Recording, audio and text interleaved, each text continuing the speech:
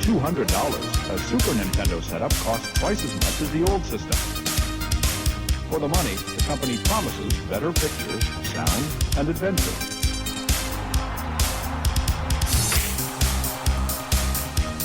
Now you're playing with power, superpower. You're the king, I tell you! The king! Only for Super NES. Only on Super NES.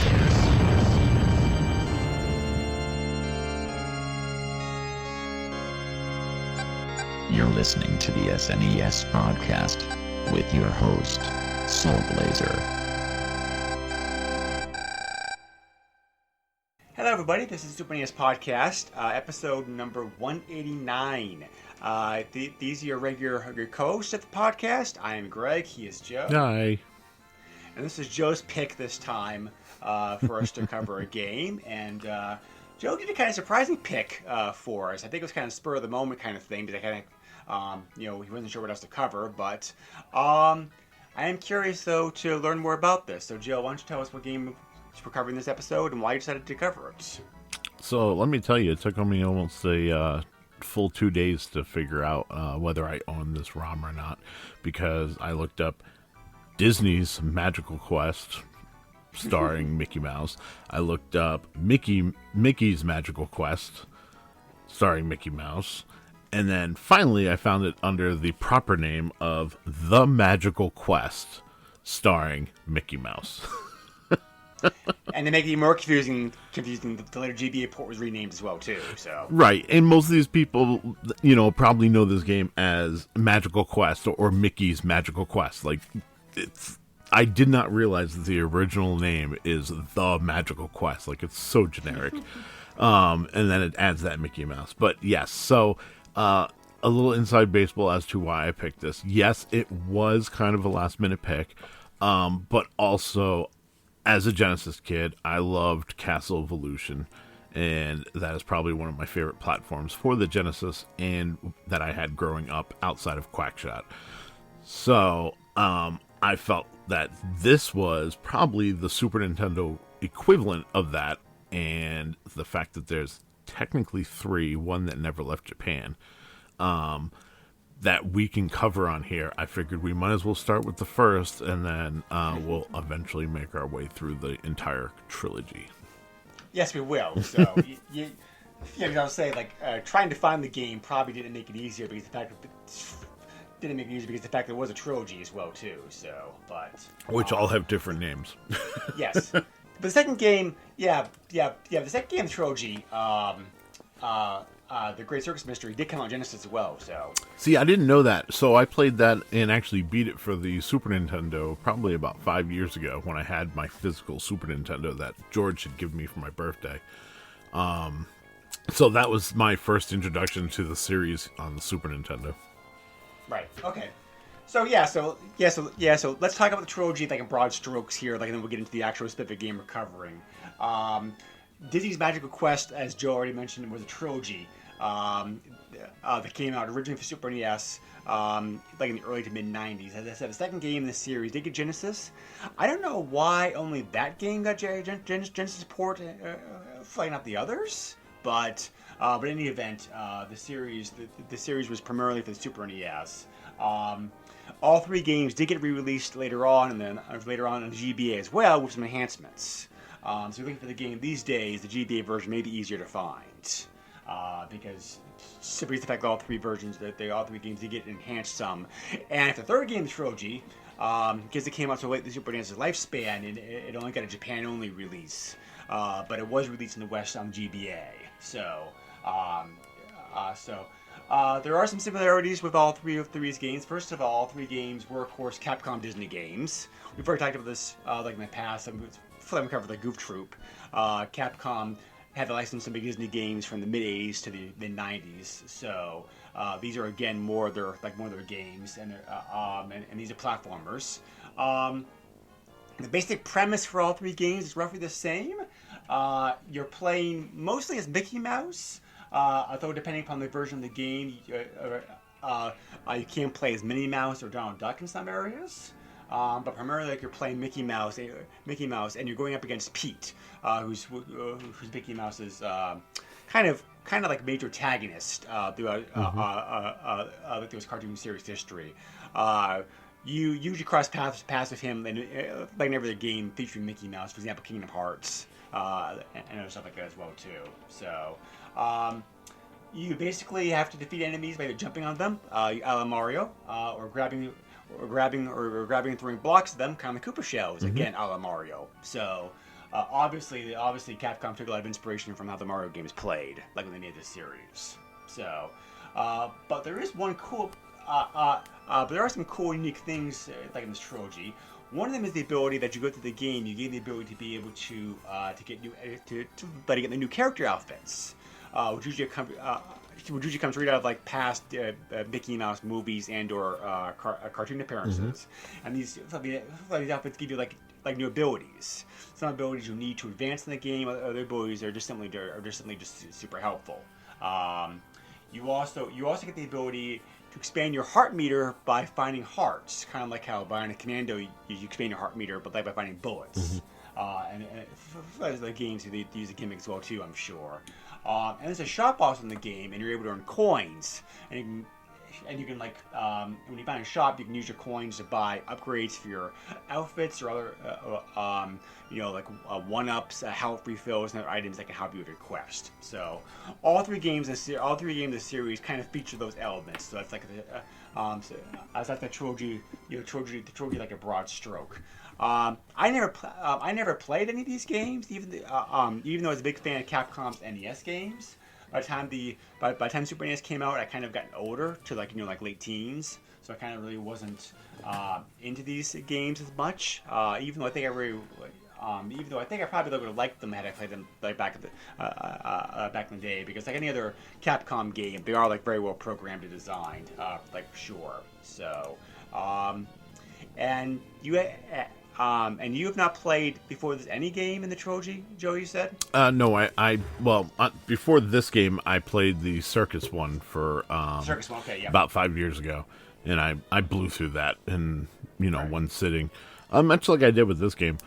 But so to answer your question, a lot of what is taken in this game and presented is from Castle of Illusion.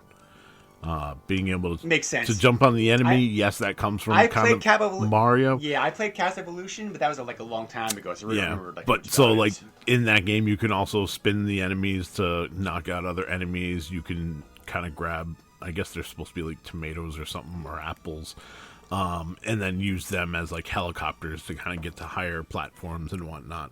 And one thing I noticed in this game, which I mean we'll probably mention again when we get to graphics, but a lot of the other characters' sprites look really nice and detailed, and Mickey's is not so much. And it looks like they lifted the sprite from Castle of Illusion and converted it from the Sega Genesis to the Super Nintendo. It looks like the exact same sprite. So yeah, I did not see any mention when we're doing research that Capcom was looking to do kind of a spin-off from Magic of Illusion, because originally this game was planned for Genesis as well too, but they scrapped that port in the end, so it only came out on Super NES. Interesting.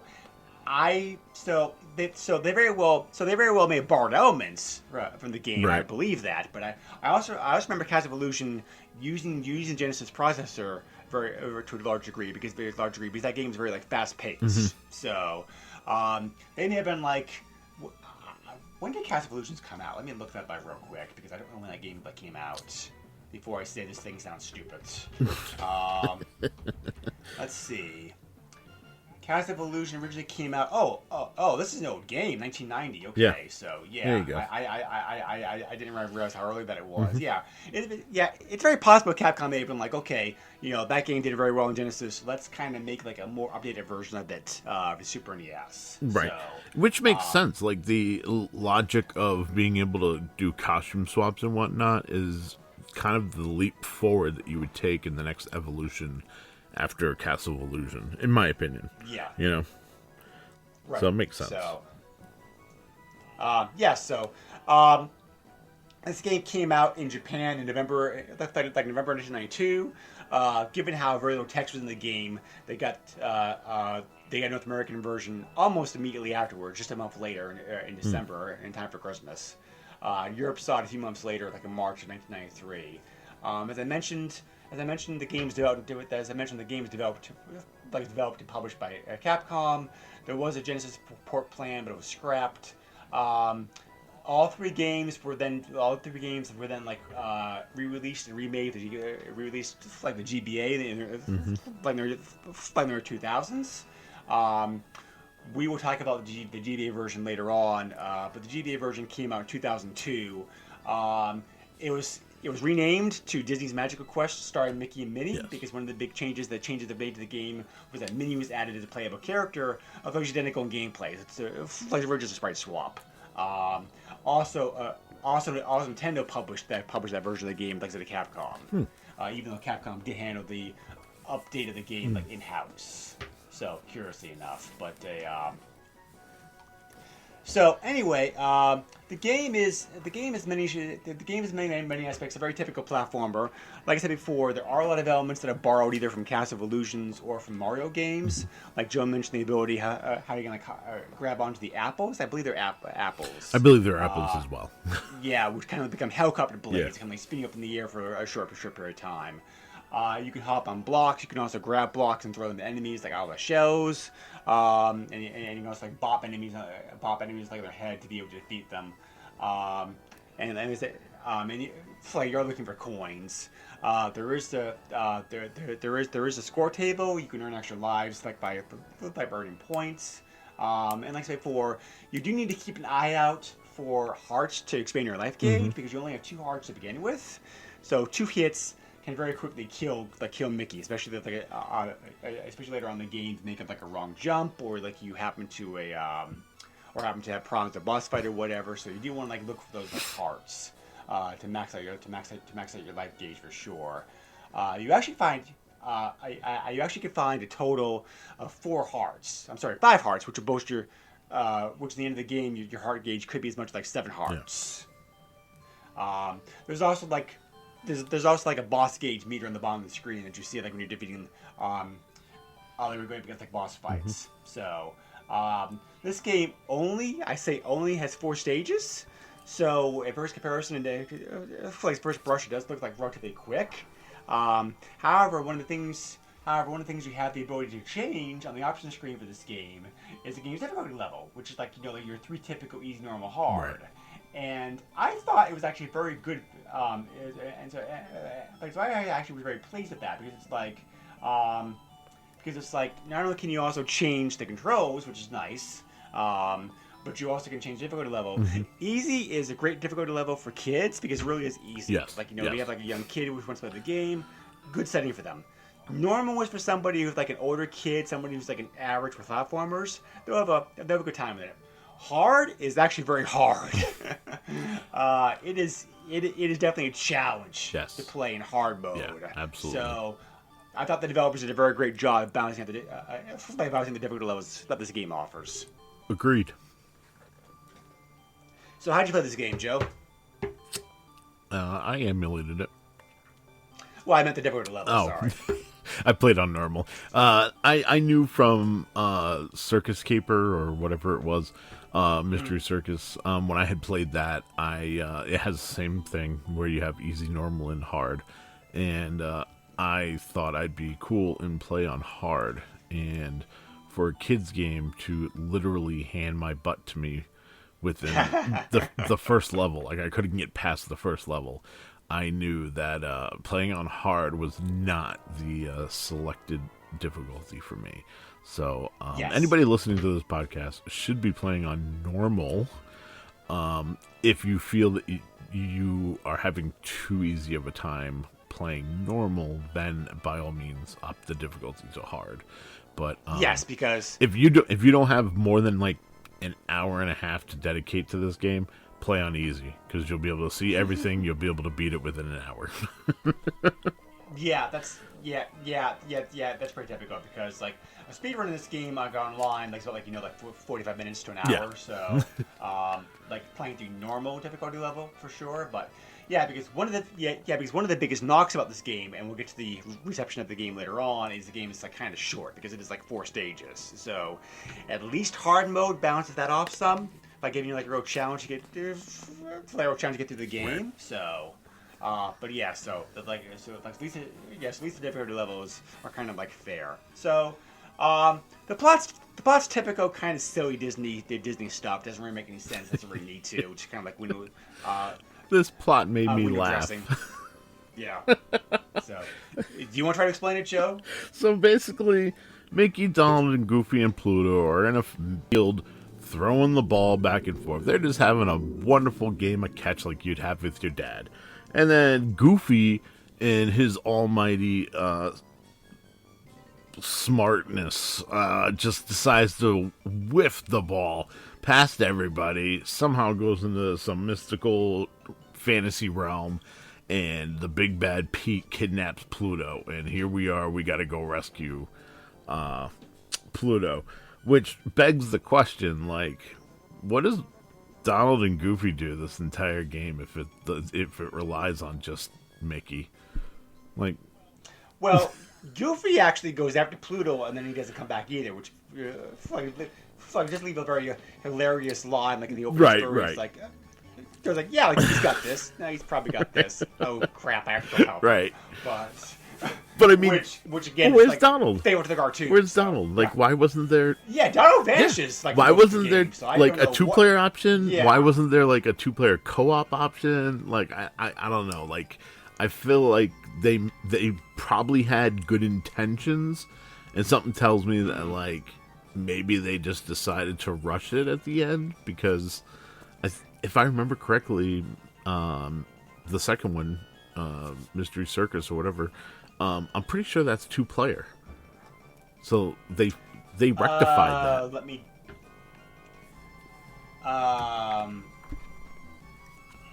Yes.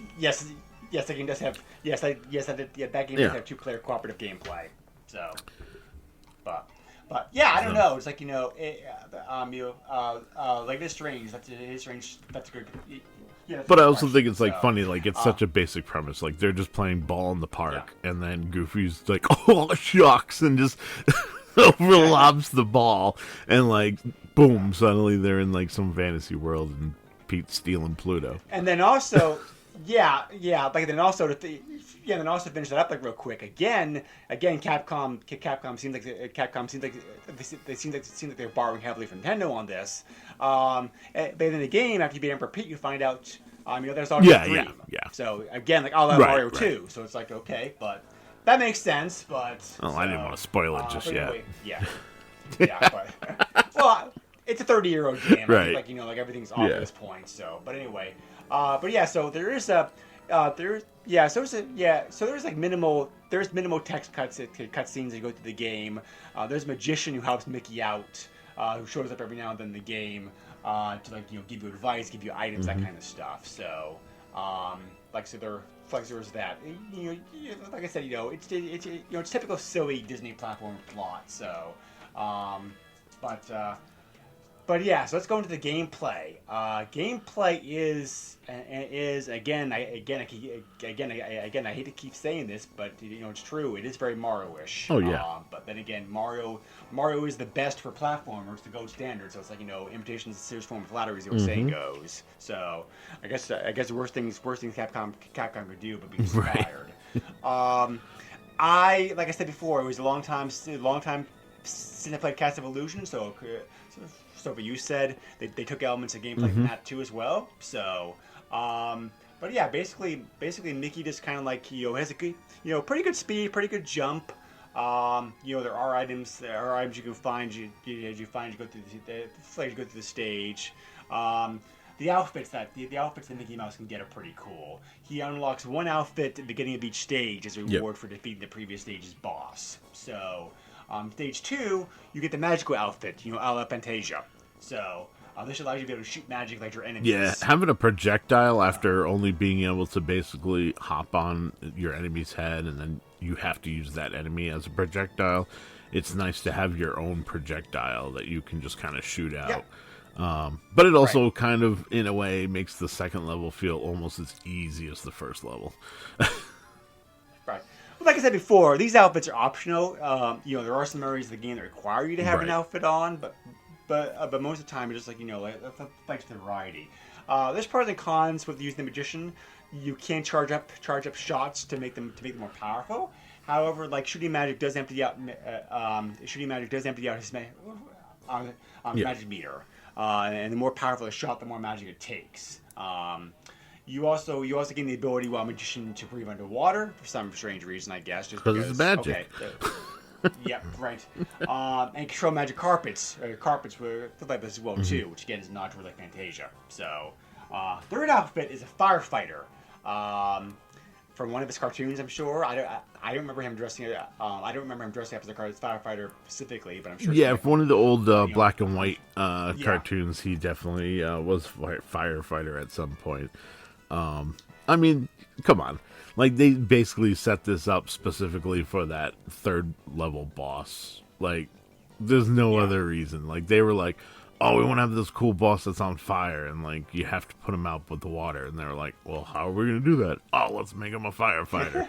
It's just like, there's some parts where I was just like, oh, you can see why they made these costumes. And then they went later and was like, oh, with the firefighter costume, you can also push blocks that are in your way so that you can, make a path and be able to proceed forward in the level. Like, it's like the simplest of mechanics that they used for it.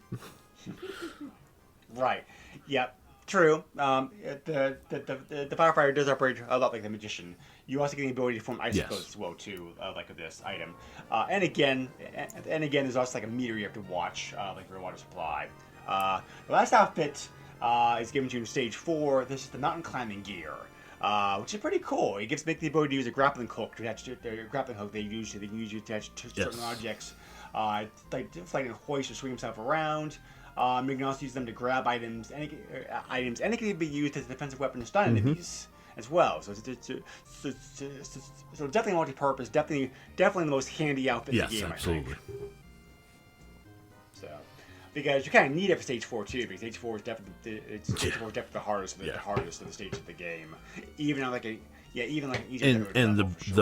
second godsend for this. Is the fact that you can cycle through the costumes using the R and L button. Thank God. Yes, with that very cute animation of like a I love the touch of he opens the curtain to change his costume. That's great.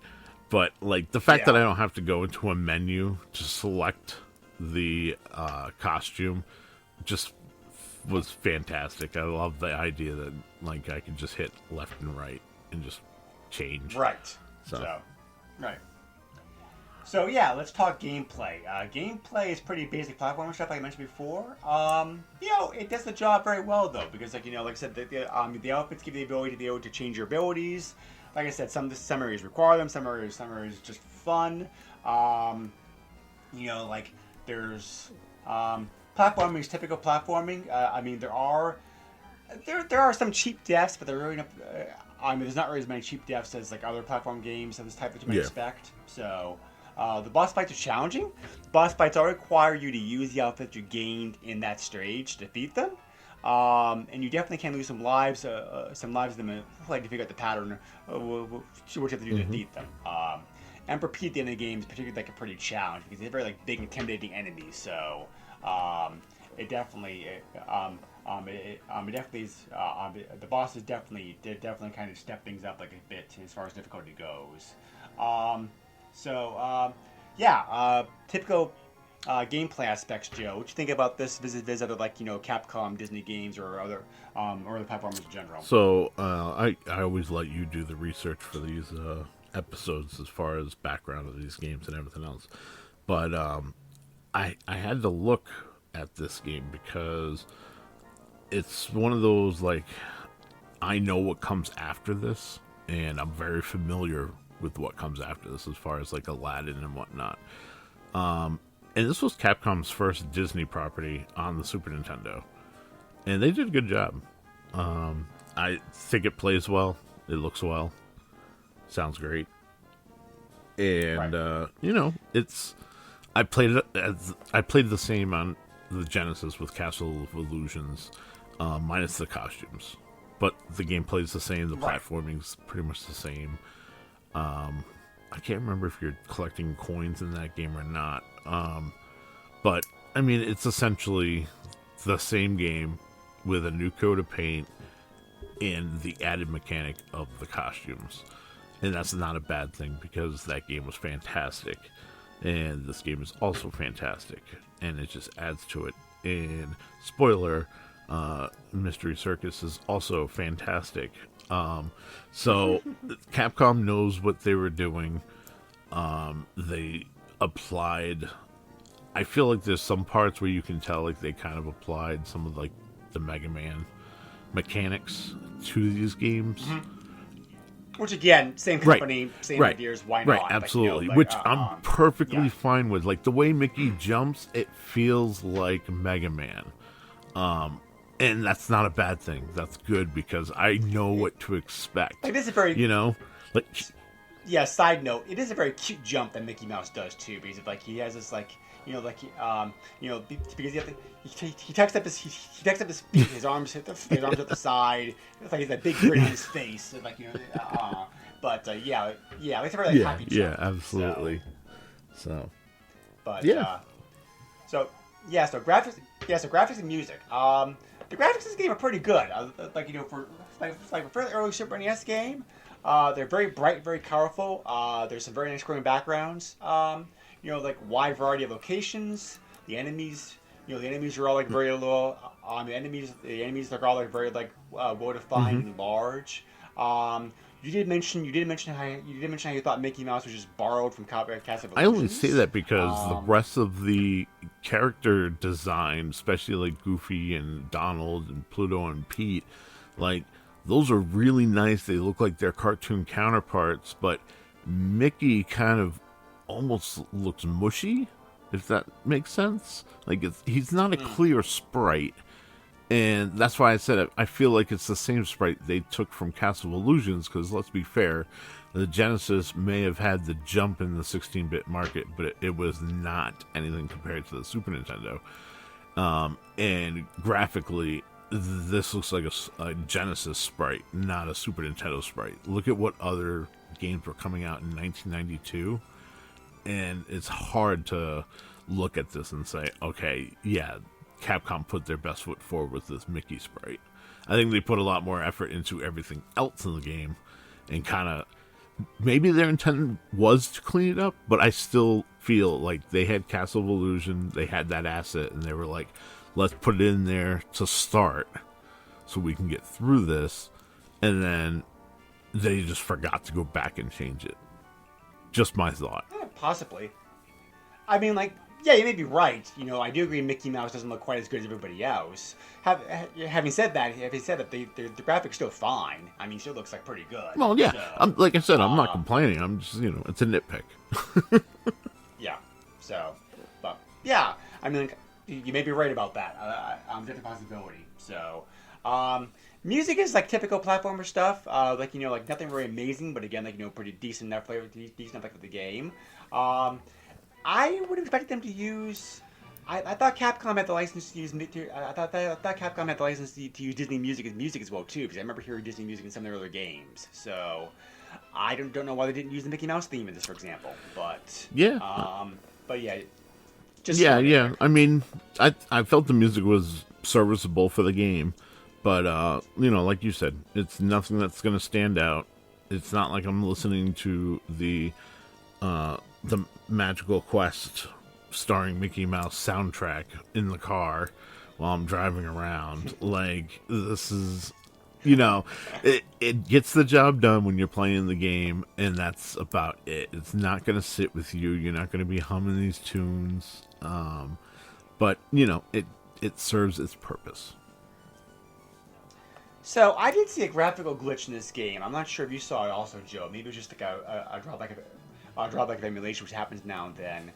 Sometimes Mickey Mouse got hit and it's like damaged. He has a short window of that short window like visibility that many characters in games have when they get hit and get damaged. sometimes when that happens, the sprite doesn't show up. Yeah. It's like it vanishes Yeah. from the screen. So yeah. So yeah. So like you saw that too? I did, and I'm actually wondering if that's because it's emulation.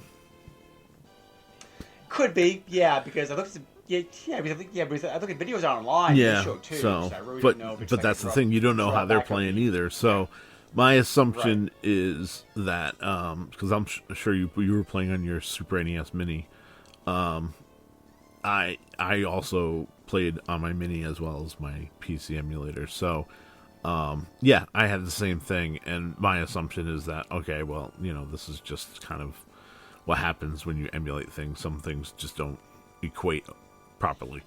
That being said, there is a good possibility because, for the most part, emulation is 1-to-1, especially with these old 16-bit systems. That this could have been something that was programmed, not programmed right. You know what I mean? Just an actual glitch in the game. Yeah. So, who knows? Yeah, I mean, like it's not. Yeah, it's not a deal breaker. It's just like a small annoying Yeah. thing that happens that you just could be like aware about. But yeah, the graphics also the Mickey taking damage in his various costumes is also very well done. So those are like nice touches. And Mickey Mouse does change his facial expressions every now and then. For example, they have cutscenes, like he'll go down to a frown or something like that. So he's not always wearing that big idiot grin that he usually has like with the stage. So I also experienced a little bit of slowdown every now and then when a lot of stuff was on screen. But again, this is an early Super NES title, so I'll give it some slack. Yeah, I also noticed the same thing, but and I said the same thing. It's an early Super Nintendo title. It's the first, I hate to say that it's the first Disney title that Capcom did, and that's why it's kind of buggy, but also, Capcom's done other stuff on the Super Nintendo before this, so they should know what the limitations are and what they can and cannot do. But who knows? Maybe this was a different team. I don't know. So. Yeah, possibly. So. But anyway, going on here real quick, the GBA remake of this game came out in 2002. That got renamed as Disney's Magical Quest starring Mickey Mini because Minnie was added as a playable character, as I mentioned before. It just simply as I said before, just simply a sprite swap. The game's still only one player. However, they did add 4 mini games to the game that are playable in both single player and multiplayer. Oh. So there was some multiplayer ability added. The multiplayer games could be played like the GBA link cable, and you would need one cartridge to play. So that's a plus.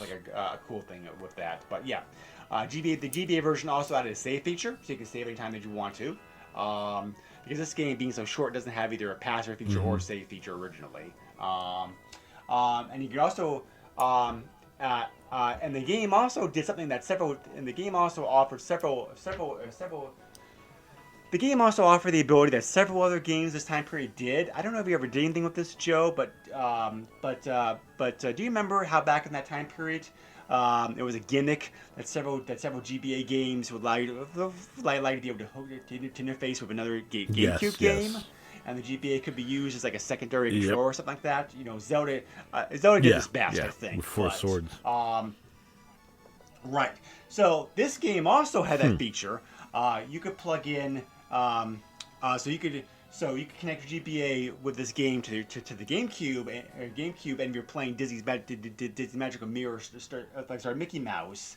If you get the link cable, you could also unlock additional features. Okay.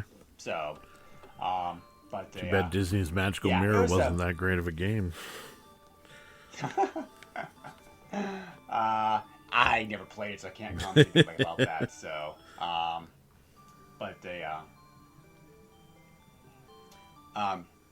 yeah. So anyway, the GBA version of the game is probably a bit easier to get a hold of these days. I didn't price check the game the same way I did with the Super NES version of the game, which we'll cover here toward the end. But the GBA version does look like it runs the GBA version does look like that. I don't think a bit cheaper. So, however, curiously enough, when it came to the critical reception for this game, we'll get here. There are some differences. The differences between the GBA and the Super NES version of the game, which we'll talk about here in a moment. Not a lot of magazines covered this game back in the day, but those that did give it like pretty positive marks. The overall aggregate score of this game at game rating is 86%. So, which is like a pretty solid score. Other magazines, the magazines they did cover this game back in the day when it came out. AGM gave it 9 out of 10. Nintendo Power gave it 4.1 out of 5. NES Force gave it 91%, and Super Play gave it 89%. So, pretty high marks across the board. Most reviewers said the same things we already commented on. They praise the detailed and colorful graphics, the animation of the game. They praise the bosses, the backgrounds. Outfit system was also very well liked. Sound music got positive marks. They love them comment that the music was like kind of short. And the sound was up to par, which I can agree with.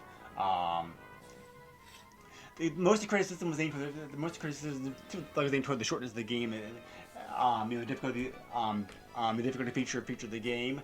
But I kind of felt that easy was too easy and hard was too hard, which I'm like, I can kind of see that. I don't fully agree with it, but I can understand why somebody would allow that. The game, actually the fact the game had unlimited continues was kind of considered to be negative back in those days, because it's like. Because it kind of makes the game too easy. Nowadays we're like, hey, this is a great thing. Right. So some of the ways the game has changed the last 30 years, I guess. So, so most of them felt that the game's true experience was playing the game in hard mode, which, I can agree with it, but hard mode is hard. So, the game's sold pretty well worldwide.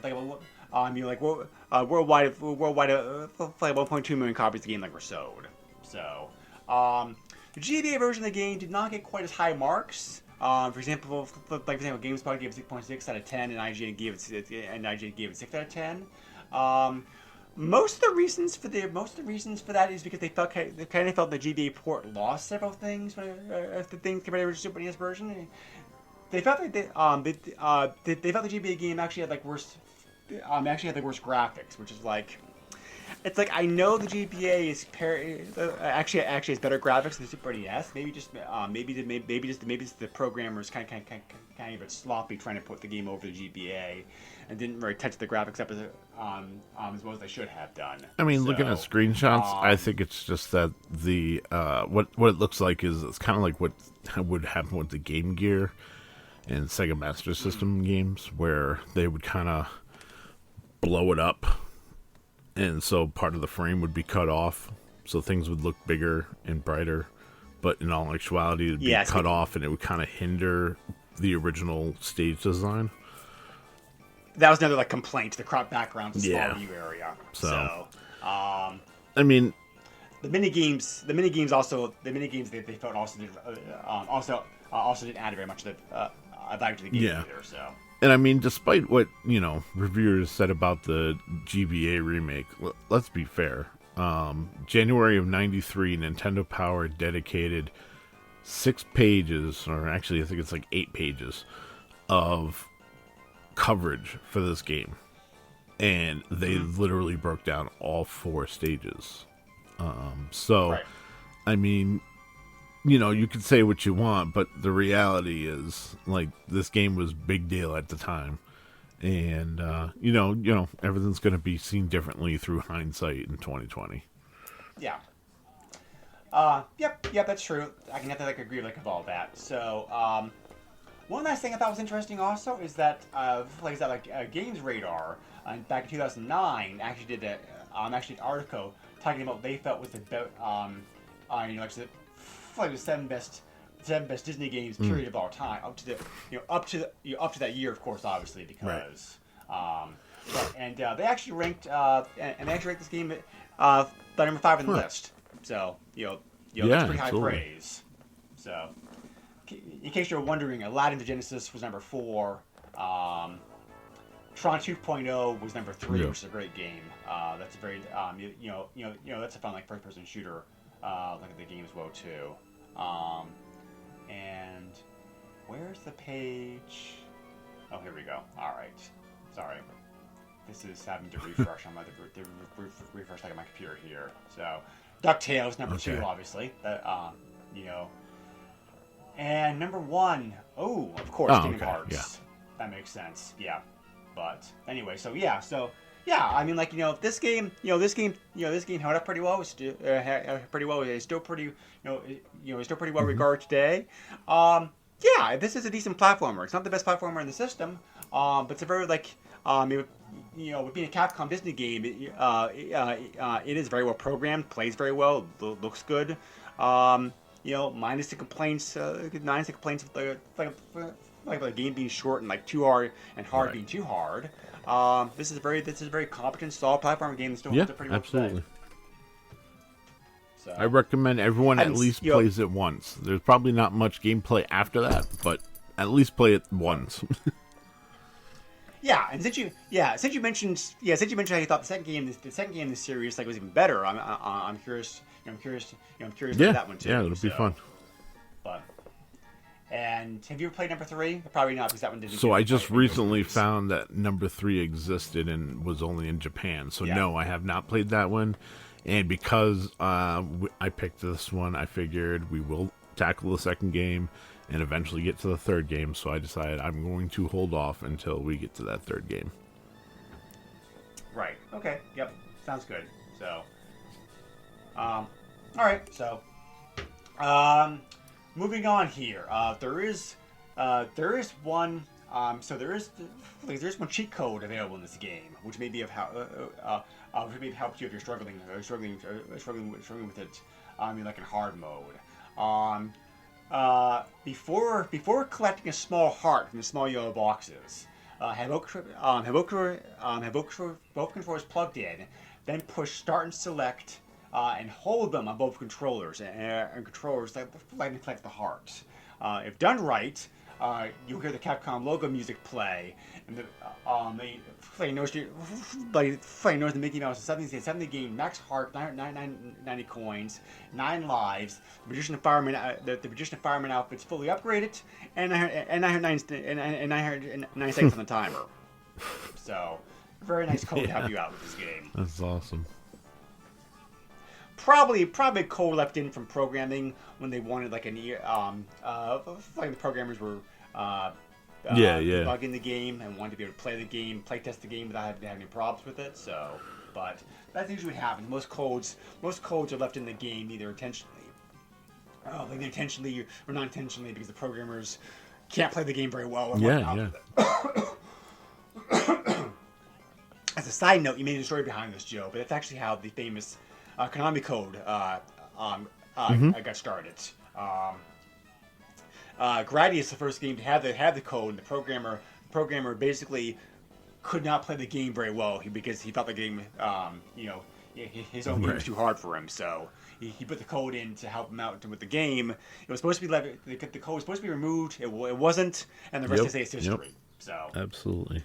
And that's happened. That's happened a lot of codes over the years. So anyway, being a fairly popular game, this game is fairly easy to find on eBay. Not that expensive, I think, as far as pricing goes. 22 copies of the game are currently listed. 55 copies of the game recently sold. These prices include shipping. Like I said before, for a popular Disney platformer Capcom game, I think the price of the game is pretty fair. Cardinal examples of the game, so anywhere from $15 to $35. Yeah. And CIB copies of the game sold anywhere from $60 to $101. Yeah, that's not bad. So, like I said, the GBA version of the game is a little bit cheaper. They wanted to get it that way, but the Super NES version of the game is not that expensive to pick up either. So, anyway, I think that's about it. I can't think of anything else to say about this game. Platform episodes are usually a bit shorter. You have anything else that you want to say about this game, Joe? No, the only thing I have to say is that I look forward to looking at the next 2 entries. Yep, same here. So, But yeah, we'll cover them. We'll cover them soon enough, I'm sure. So, next time though on the podcast, I wanted to cover a game that I actually never played. But I am very curious about because I spent considerable time with its predecessor. On the next episode of Super NES Podcast, we're going to be looking at the very unique isometric platforming again. It wasn't planned that way, but platforming is different nature because different nature because isometric adventure game Equinox, which is the sequel to the popular NES game Solstice. Have you played this game yet, Joe? Nope, and nor have I even heard or seen anything about it. Nor do I know anything about its predecessor, Solstice. So, I would really recommend playing Solstice at least a little bit, just because in many ways this game is kind of like a Super NES version of that game. The plot's the same. It's a sequel to Solstice. The platforming view screen elements are the same. A lot of the game is similar. So I think you get more out of the game. Like at least play Solstice on like a bit first. I'll have to look at both. But anyway, that's what we're looking at next time. As always, we appreciate everybody listening to the podcast. If you have any questions, comments, feedback, suggestions, you can leave my Facebook page, or you can also send me an email directly to the SNESpodcast@yahoo.com. Joe, how can you can reach me at JOESUX30. Okay, and one last thing. We are planning a special episode coming up pretty soon, the 200th episode of the podcast. We're still a good 5 months away, I think, at this point. But we're probably gonna have guest hosts, and those take time to line up and everything else like that. So, we don't have the full plans worked out yet at this point. But just a small teaser. We are working on that. So, that should be a very special episode. So, if everything goes right, that episode should be recorded sometime in I want to say October, if I'm doing the math correctly. Yeah. So something to look forward to toward the end of the year. But anyway, as always, thank you for listening. Stay safe and be well, everybody. We'll catch you again next time. And let me finish off by saying I don't like Disney as a company, but their games are very good. Fair enough. So thank God for the games. Yep. But all right, we'll catch you again next time, folks. See you. Nintendo controls 80% of the video market. But no matter how you play the game, or which game you play, things definitely have come a long way since Pac-Man. Now you're playing with power. Super power.